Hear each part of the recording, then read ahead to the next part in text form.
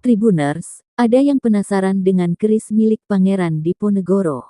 Saat ini Museum Keris Solo pamerkan keris Kiai Kanjeng Nogo Siluman milik Pangeran Diponegoro selama 5 hari. Sejak 20–25 November tahun 2021. Mitosnya, keris milik Diponegoro ini adalah keris sakti.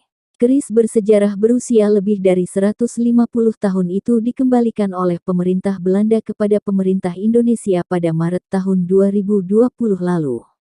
Keris tersebut juga sempat dinyatakan hilang selama kurang 150 tahun.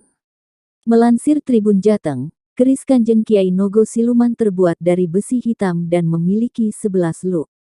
Gandik keris tersebut berbentuk kepala naga, dan terdapat badan naga memanjang mengikuti bilah. Warangka keris berbentuk ladrang atau branggah.